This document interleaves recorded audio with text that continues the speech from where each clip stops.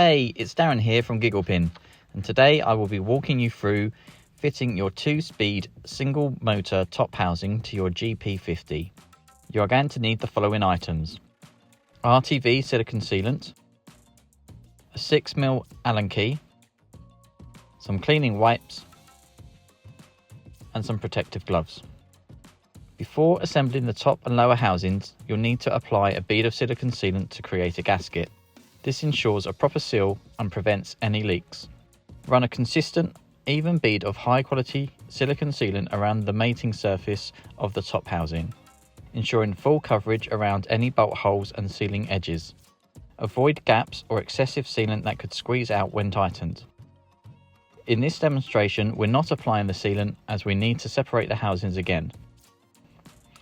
Now, carefully align the top housing with the lower housing and press them together, ensuring a snug fit before fastening the bolts. Use a 6mm Allen key to fasten the socket cap bolts, securing the top housing in place. Tighten them by hand to ensure a firm fit. That's it, you're all done. Now go grab a cup of tea and get that winch mounted. Happy winching.